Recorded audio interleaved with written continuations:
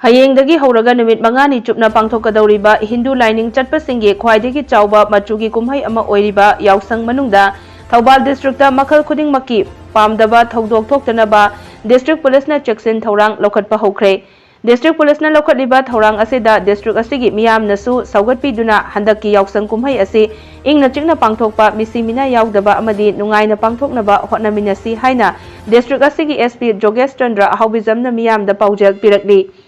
Hiramasi matangda ngasi paungmisinga mahaki officer unabada SP na makatana hai Yaoshang kumhai manungda makhal amatagi pamdaba thodok thoktanaba district police na tongan ba mafam nipalda police checking point thamgani Yaoshang manungda Thoubal chongba matamda district magistrate ki ayaba hana lobiyu nupi macha singna highway da thori thatlaga paisa niba khaiba tawbiganu masina accident thoknabagi maram ama oihali. Chahi nauriba nupa macha singna capacity hena tongsilaga gari macha car thauba mayai kaba chinjak chasilaga gari thauba asina chingba tawbiganu. Karigumba district police na pamdaba thodok thoktanaba lokhatliba thaurang sing asigi mayokta thabak tawraklabadi madugi chapchaba aingi oiba thabak lokhatkani hairaduna mama mapa oiba singnasu macha masu singbu ningthina wakhal tahanduna pautak pibiyu haina SP na makhatana Miyamda appeal tawrakli. Hayengdagi hawgadariba Yaoshanggi numit mangani Kumhei state Thoubal districta kogi mafamda Thoubal chongbagi Kumhei pangthok kadawbasing na DC office tagi madugi district magistrate tagi kogi Thoubal chongbagi permit sing loi lawbiyu permit yaudana Thoubal chongba tawbiganu maramdi permit lawriba mafam sing aduda adagi chongi mafam sing aduda koina police ki duty loinamo jaga da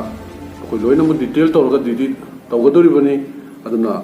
tawriba Thoubal chongbagi thabak stage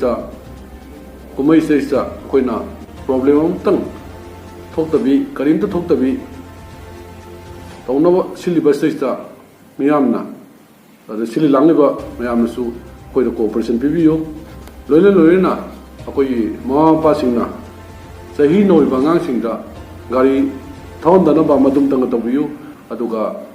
maramdi akoina mi hena tongjanba adi helmet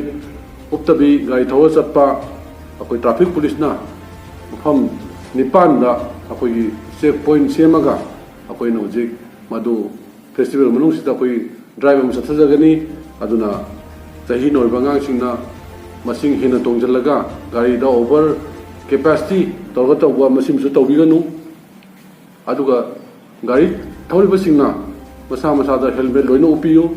helmet uptabi gari thawbiganu aduga national highway da thawri tingdana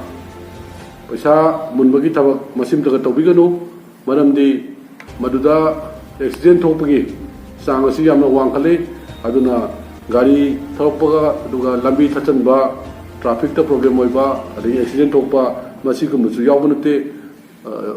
yawdabanate aduga loina DC office na piba permit ki matam Thoubal chongbagi matam do adudagi yam hena chombiganu adagi maramdi hauji se class 12 ki parekha dum chatharibani aduga loina 10 ki parekha su haudoba ngai lerabani aduna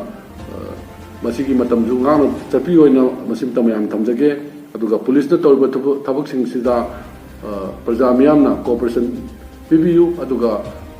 tek ta kaidana Kumhei si nungaina pangthokmina si haiba masim miyam thamjage speed jam thoromba adagi kanosing leiba sing do koina che chang yaramdaba adu gari amadagi wire thorokpa apu kanano khangdaba adu mayam su loi verification tawgani aduga moi bi tawhon tokpa fine thian ba chalan ton ba khutimusu koi chapchana dum tawgani aduga akoi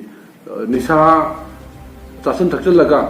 adagi yu thakchalaga gari thawba masim su tawbiganu maramdi madugi chapchaba koina magi magistrate puthoga magi tawhon tokpa fine thiba kopsu dum chapchabi akoi tawgani masim da gai samdage